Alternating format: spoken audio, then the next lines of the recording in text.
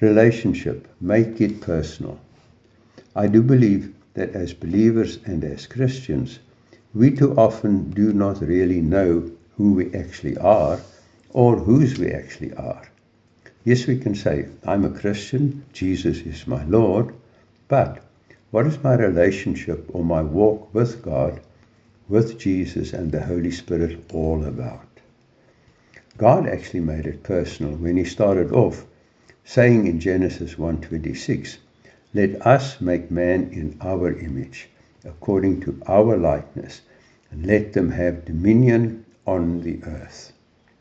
God did not make us like him, but in his image and likeness. Why? So that he could personally interact with mankind, with us. Then he put the tree of life in the garden, a picture of himself that he wanted us to draw from and to depend on. As was his habit in the garden, we see in Genesis 3:8, and they heard the sound of the Lord God walking in the garden in the cool of the day. Yes, it was meant to be personal right from the beginning. However, man messed up, listening to the wrong voice, and exposed himself to the negative, to evil. Then because Adam and Eve were now exposed, they covered themselves with leaves. Sounds like a regular human response to their failures. But what did God do? Genesis 3:21 tells us, also for Adam and his wife, the Lord God made tunics of skin and clothed them. God established the covenant of grace by covering mankind with his grace. He was showing and telling mankind, I will personally look after you as long as you come to me for help and for any kind of problem in life. A covenant of grace that God honored, all the way from the Garden of Eden up to the time when God brought Israel safely out of Egypt. However, at Mount Horeb, mankind rejected God's covenant of grace. When God wanted to speak to his people, they said to Moses in Exodus 20:19, you speak with us and we will hear, but let not God speak with us lest we die.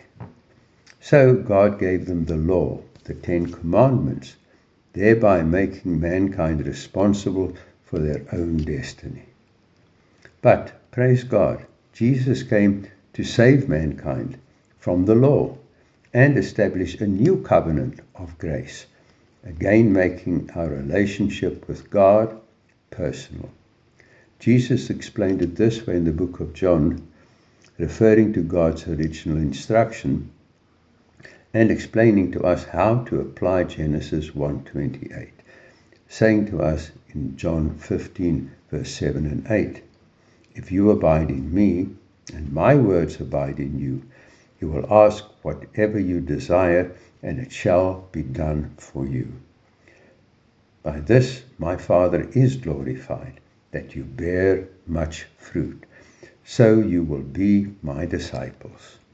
Now, to make sure that we can live that close personal relationship with him, Jesus said this to us in John 14:26, but the Helper, the Holy Spirit, whom the Father will send in my name, he will teach you all things and bring to your remembrance all things that I said to you. And Jesus further added this promise in verse 27, peace I leave with you, my peace I give to you. Not as the world gives do I give to you. Let not your heart be troubled, neither let it be afraid. So, how are we living this covenant of grace today? What is the strength of the covenant of grace? A personal relationship with Jesus. Yes, we do have many challenges in life.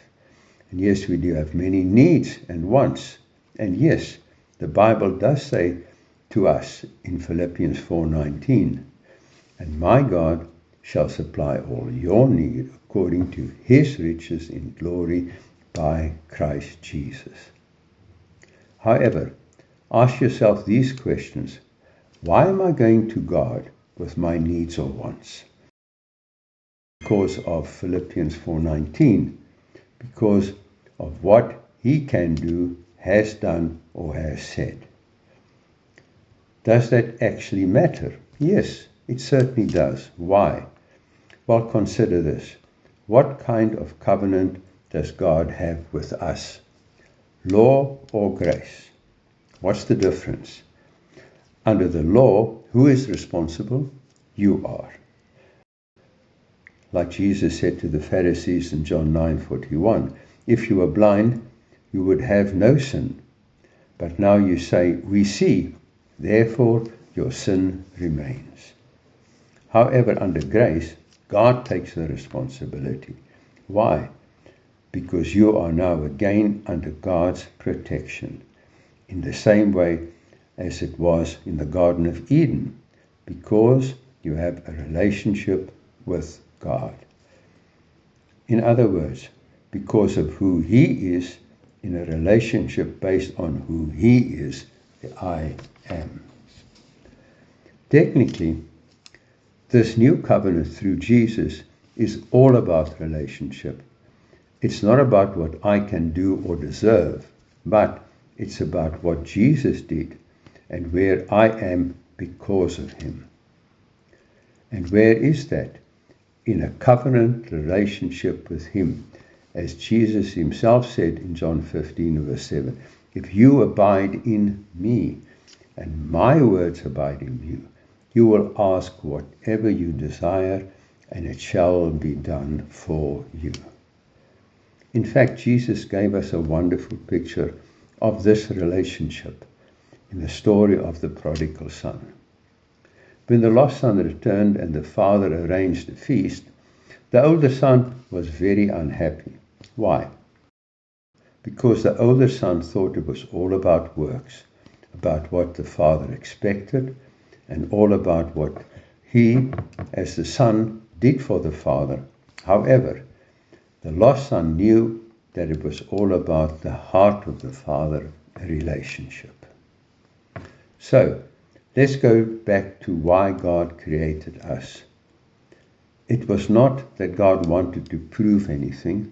It was not because he had nothing else to do, but God created us in his image and likeness because he wanted to have a real personal relationship with us. In fact, Scripture tells us this in Hebrews 11:6. But without faith it's impossible to please God, because he who comes to God must believe that he is, and that he is a rewarder of those who diligently seek him. We tend to concentrate on faith and believing, whilst God is concentrating on the relationship. In other words, on those who diligently seek him. Luke 11:9 tells us, seek and you will find. Knock and it will be opened to you. Amen.